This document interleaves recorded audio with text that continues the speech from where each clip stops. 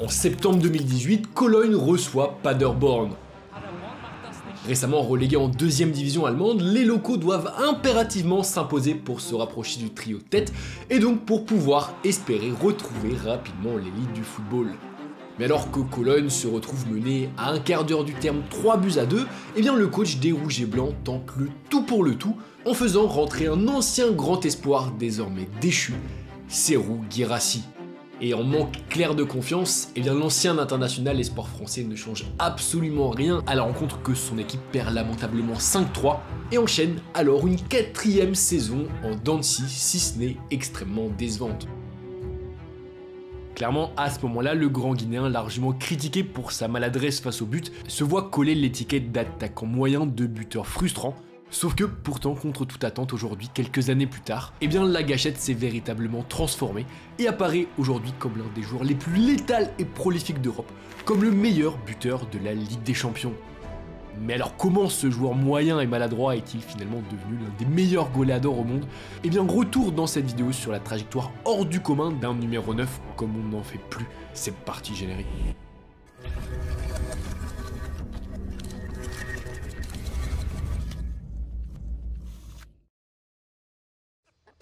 Pour Guirassy, l'histoire d'amour avec le ballon rond commence en France dans le Loiret.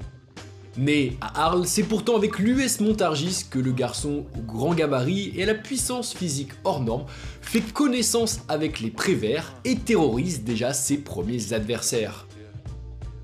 Car ouais, le gamin est fort, il est vraiment fort, à tel point qu'après un passage au J3 Amélie, où d'ailleurs selon la légende il aurait claqué en U15 70 buts en une saison, puis en essai aussi raté à l'AJ Auxerre, Serhou rejoint à 15 ans un centre de formation, celui de Laval, alors en Ligue 2.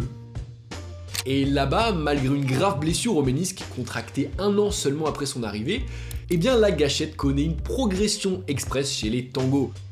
Ouais, là-bas il s'intègre vite, en plus il reste pas loin de chez ses parents donc c'est plutôt pratique, et donc évidemment ça se répercute sur le terrain où la gâchette marche clairement sur l'eau. Et ça marche tellement bien qu'en 2012, Serhou frappe même à la porte des équipes de France jeunes dont il porte le maillot une vingtaine de fois, faisant même trembler dès sa première sélection les filets. Un but pour Serhou Guirassy, le meilleur buteur de cette équipe des U19.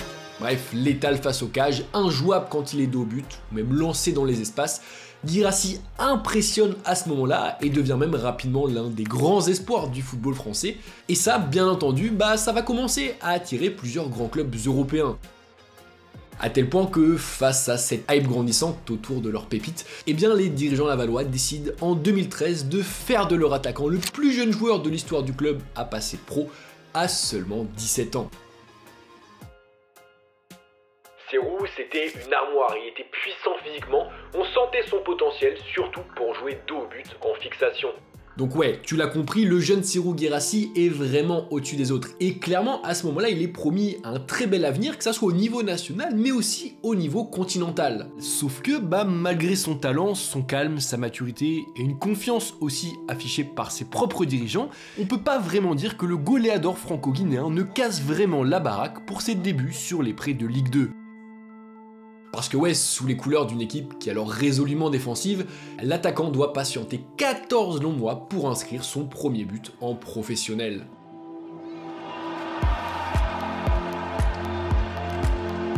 Quand il est monté chez les pros, il n'arrivait pas pour tout éclater parce qu'il a été trop respectueux.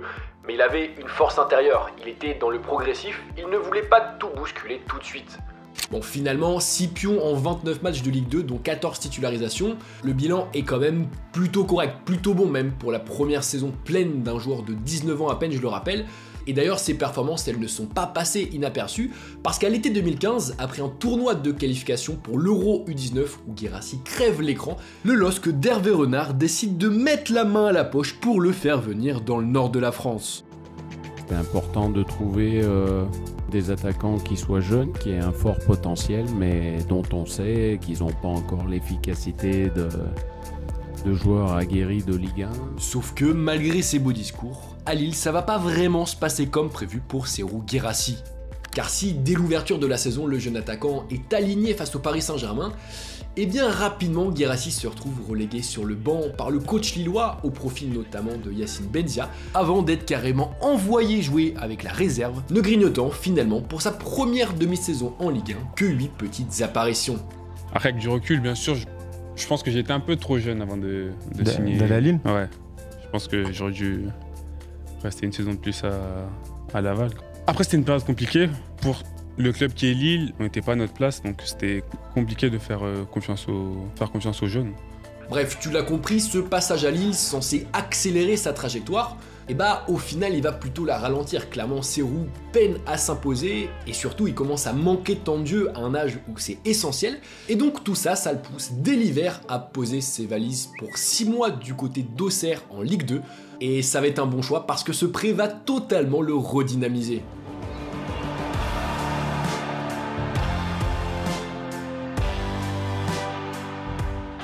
Deux buts pour ses 2 premiers matchs à domicile, dont une matchère, puis un enchaînement de titularisations ensuite. Clairement, à l'abbé Deschamps, le troueur de filet connaît 6 mois fastes, où il retrouve enfin la confiance et le chemin défilé, facturant finalement 8 buts et 2 passes D en 16 matchs. Un excellent bilan qui va faire les affaires du LOSC, puisqu'à l'été, le club nordiste ne prend pas de risque et décide de refourguer le demi-flop à Cologne, avec à la clé une grosse plus-value.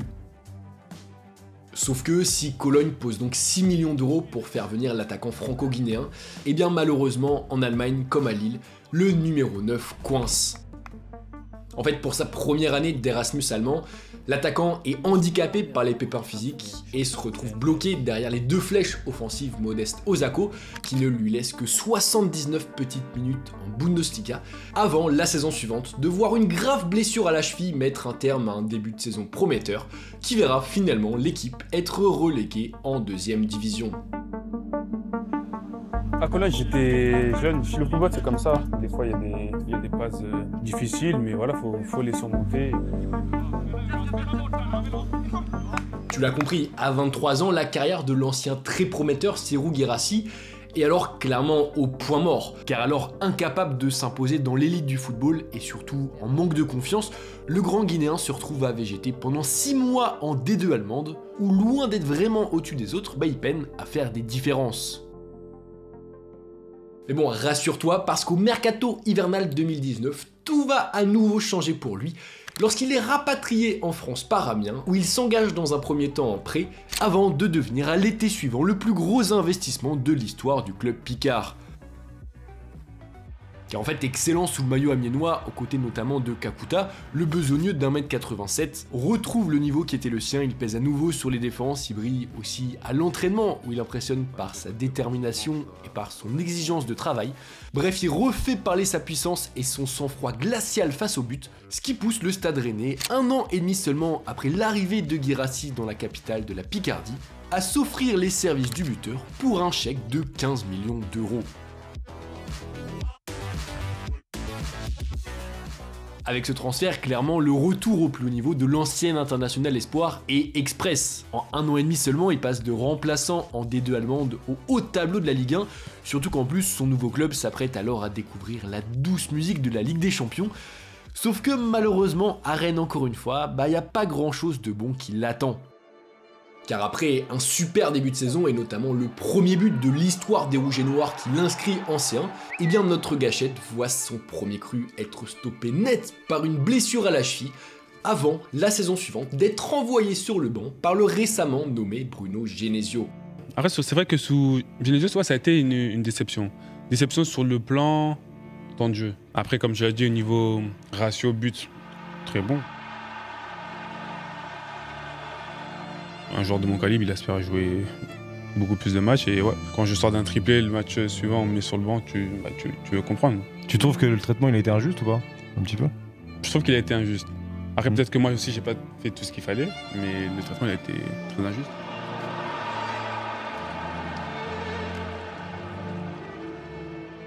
Bref, en manque de confiance dans une équipe assez peu dangereuse offensivement, l'attaquant n'a pas grand chose à se mettre sous la dent. Clairement, il joue que très peu. Et quand il joue, malheureusement, il zigzague entre des grosses performances et des maladresses terribles face au cage. Et comme si ça suffisait pas, très souvent ses performances sont ramenées au coût qu'il a coûté au club. Si bien qu'à l'été 2022, le bilan de Guirassy est plus que mitigé et son rendement limité a largement frustré le Roazhon Park, et c'est donc sans vraiment de tristesse que les dirigeants du club prennent la décision d'envoyer le nouvel international guinéen en prêt, un prêt de l'autre côté du Rhin au VfB Stuttgart.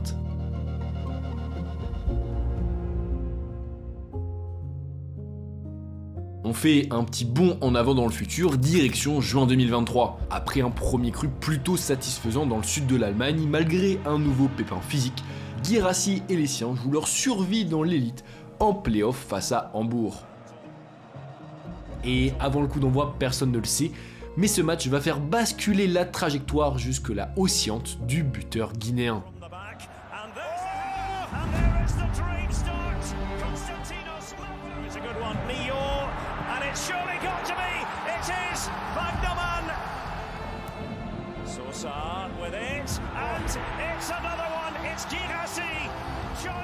Auteur du troisième but des siens, le néo-international guinéen confirme avec sa réalisation le maintien en Bundesliga de son club, un club qui décide dans la foulée de le faire signer définitivement, ce qui s'avéra clairement être l'une des meilleures décisions de l'histoire de Stuttgart.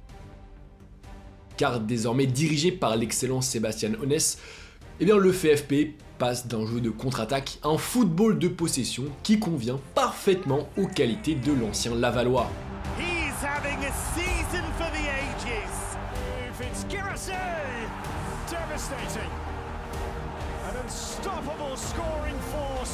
Épaulé par les talentueux Chris Füllkrug, Enzo Mio, encore Silas, le rock guinéen, boosté par la confiance de son coach, plante 14 pions pour ses 8 premiers matchs de Bundesliga. Clairement, il bat alors tous les records, dépoussière les livres d'histoire. C'était vraiment hallucinant le niveau affiché face au but dans le jeu, alors que plus personne ne pensait le voir jouer un jour à ce niveau. Serhou atteint alors le potentiel qu'on avait entrevu en lui pendant sa jeunesse. Mon meilleur moment en Bundesliga, là c'est un bon moment là. Il marque partout, tout le temps, dans toutes les positions, et malgré une petite blessure ainsi qu'une canne où il reste muet et qui lui fait manquer quelques rencontres, l'humble Guinéen mène les Swabs sur la deuxième marche du podium dans une saison qu'il boucle comme l'un des tout meilleurs scoreurs d'Europe avec 28 buts plantés en 28 apparitions. 25 goals in a single Bundesliga season for Stuttgart. Et si la saison suivante à Stuttgart il aurait pu retrouver la Champions League, à l'été le prédateur des surfaces de réparation, conscient du caractère tardif de son explosion, prend la décision de tout de suite passer un cap en s'expatriant chez un grand d'Europe, en signant dans une équipe habituée aux rendez-vous européens. It's a big step. When I heard about Dortmund, my choice was really simple because it's one of the biggest clubs in the world. So yeah, for me was the right choice. Bon, malheureusement, cette saison, Dortmund, c'est pas la folie. Sur le terrain, le jeu est très stérile. D'ailleurs, logiquement, Nuri Sahin a été renvoyé. Mais bon, dans cet océan de galère qu'est le Borussia, Serhou apparaît aujourd'hui comme l'un des seuls à avoir réussi à tirer son épingle du jeu, comme l'un des seuls à tenir son rang.